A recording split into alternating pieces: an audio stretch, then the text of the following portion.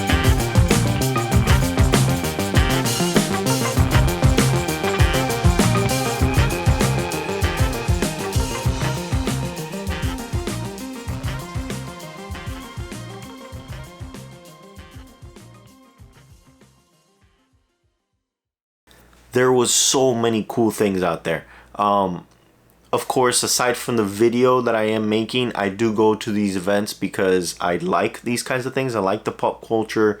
I like all these animators and voice actors and stuff. So I do go to experience and meet them and get signatures. For example, I did get the voice actress for Naruto to sign my pop.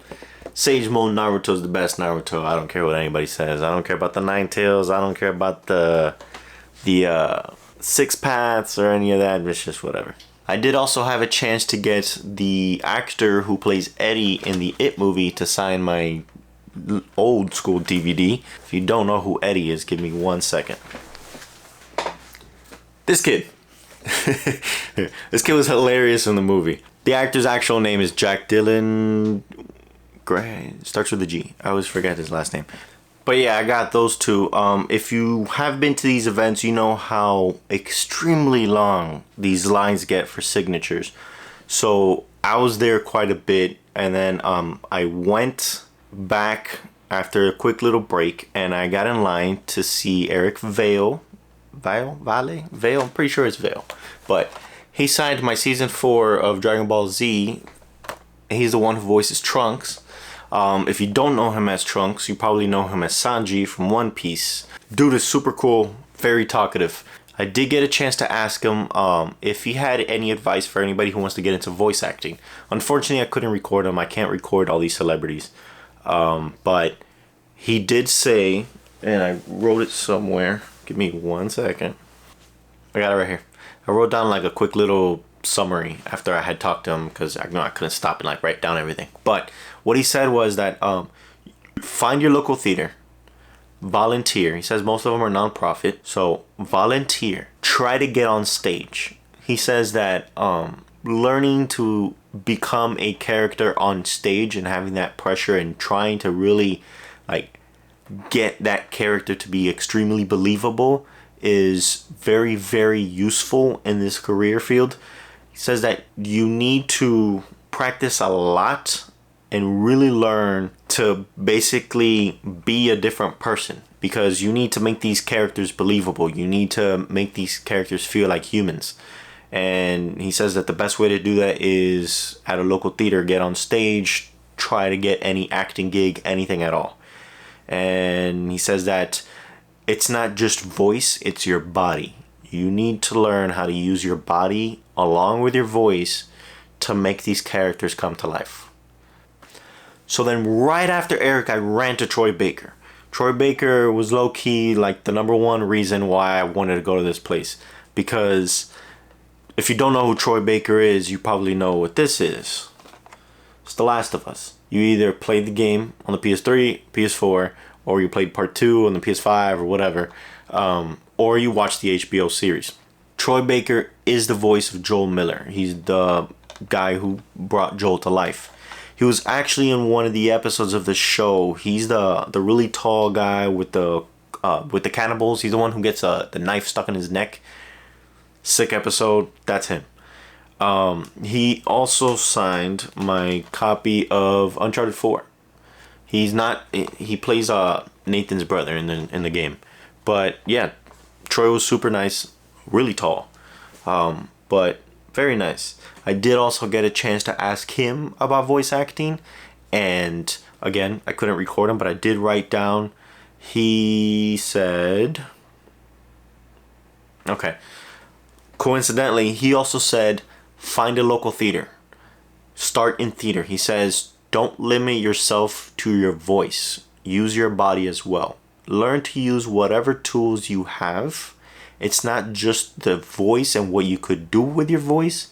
You need to really put your body into it. He says that without putting your body in like those weird positions the characters are in, or like, you know, scrunched over, or like in pain or whatever, without really putting yourself in that, you're not going to make that character believable. And he says that in your local theater, since you have to play that same character over and over and over again, you're going to become that character. And that is going to help you really use your voice later to really make your character very believable. And he said that, you know, it's tough to find a job sometimes. It's tough to find a gig. But he said that nowadays we have such very nice cameras at our disposal, whether it's our phone or the actual cameras.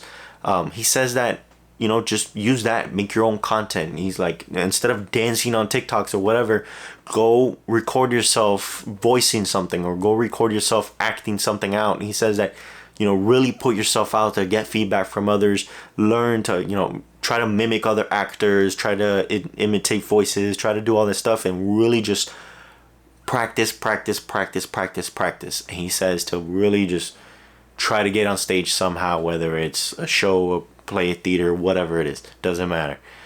And to really put yourself out there, use your content and just create videos, create stuff. And if you can't start off right away on stage, he said the same thing just as Eric. Learn something while you're there. Learn production, learn lighting, learn, you know, editing, anything, because it's still a foot in the door. So if you want to get into voice acting, that's two very, very well-known voice actors telling you to get into theater. So go find your local theater. While I walked through the artist alley, I came across a table by Reggie Herman. He had little picture books that he had published himself. This one's really nice. It immediately caught my attention. It's got like little cute characters he drew. The inside cover's nice. It came with a signature, and he signed it up here. It's called Through the Invisible World. And the story takes place in this girl's little dream world. She fell asleep on a train, and her spirit, I guess, like leaves her body and goes into the dream world. And it's like a picture book. It's like a little maze. It comes with a little flap in here.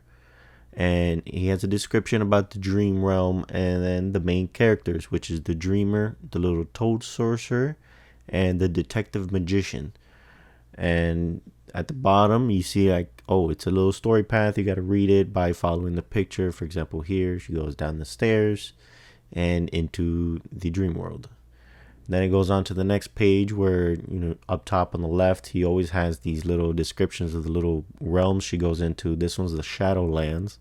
She goes down the stairs. Oh, there's a little magician. I almost didn't recognize whether his hat. Yeah, she gets on this little boat and then gets off at the boat. And then little magician's at the end like, hey, come this way. It's pretty cute. Hey, I'm Reggie Herman. Reggie Draws on Instagram, and I self-publish and illustrate my own picture books. And what I would recommend for artists, if they want to get into self-publishing, is really learn Adobe programs like Photoshop. InDesign is a great tool for laying out books, and also just to like kind of go for it. Stop kind of waiting around for a publisher to kind of sign you, because you might be waiting forever. And a lot of big publishers are really risk averse to new ideas. So I would just kind of just start making your own. Like, zines are a great kind of first step to learning how to lay out books, and they're really easy to make. And slowly step up your projects and kind of go for your bigger visions as you incrementally kind of improve your skills.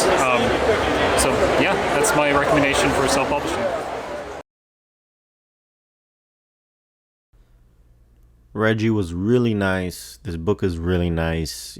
You go check him out on Instagram. Go check out his website. He has a book that he will be releasing on Kickstarter soon, so go check that out. At the very back of the book, he has these like character descriptions. He has a breakdown of all the characters, and then the about section.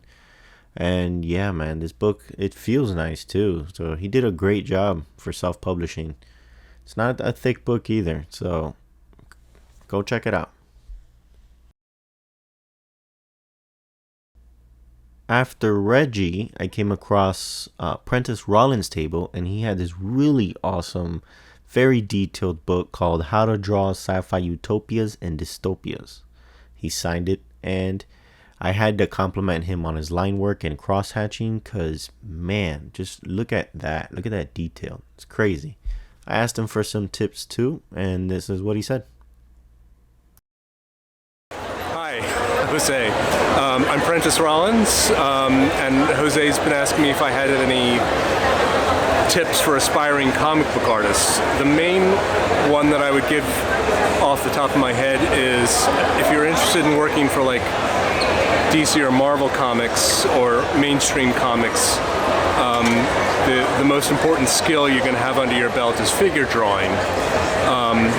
Because if you're working for one of those companies, you need to be able to draw humans convincingly, authentically, and realistically, and without a model.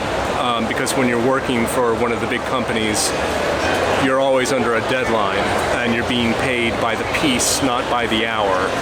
So you want to be able to do it accurately and fast. And so my advice would be, there's no shortcuts to learning how to draw people. You simply have to take life drawing classes, a few, where you've got actual human models in front of you that you can draw from.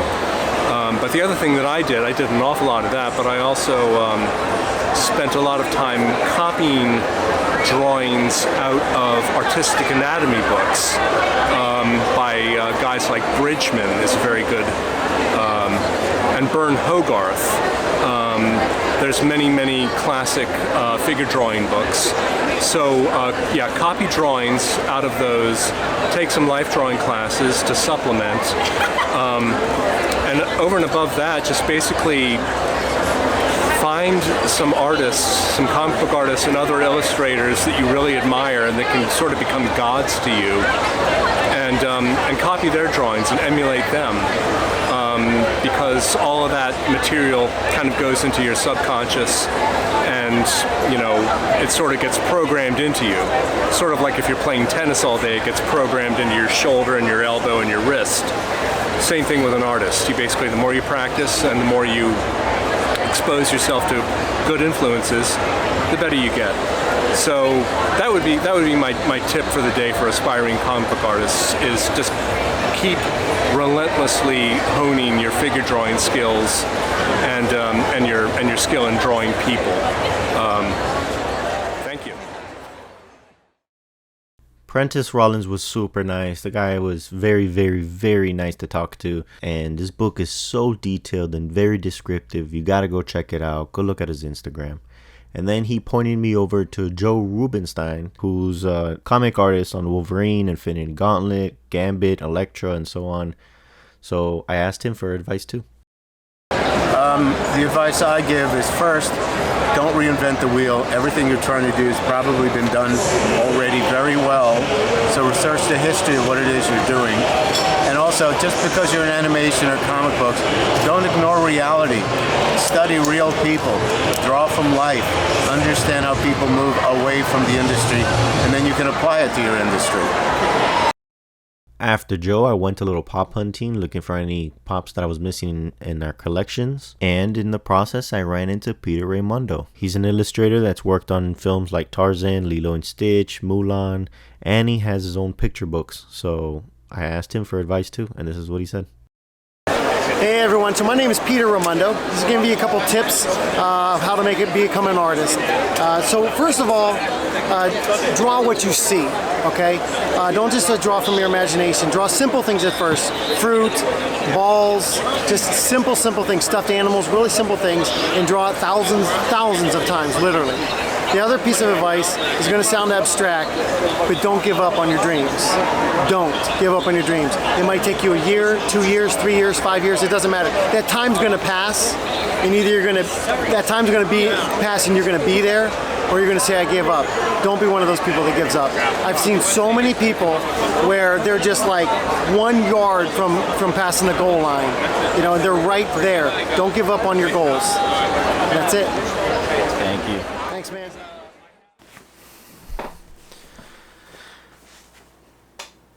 So there you guys go. I hope you liked the video. Make sure you like, comment, subscribe if you haven't already. Go check out all these other artists that I tagged on here. Their work is great. They're really nice people. You guys should really check out their stuff.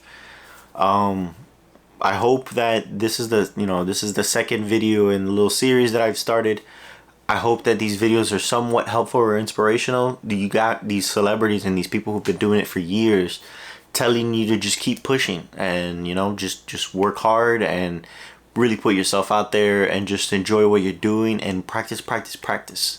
And don't give up, because how are you gonna know if you ever make it if you just give up and you don't try, you know? So yeah, thank you guys for watching the video. Go check out these cons. You know, I've gone to the MegaCon and the SuperCon. They're both really fun. There's a lot to do. You get to meet a lot of artists. You get to collect stuff if you're into collecting. You get to get signatures and meet celebrities if you're into that too. And they're really fun. You know, usually Thursdays or Fridays they're busy, but they're not that crazy. Saturdays are hectic. That's when everybody goes. That's also when the bigger celebrities are always gonna be there. And then Sundays are usually for families. You're gonna see a lot more kids. It's not gonna be as busy as Saturday, but it is gonna be more or less like Friday. But yeah, it's really fun. Go check it out.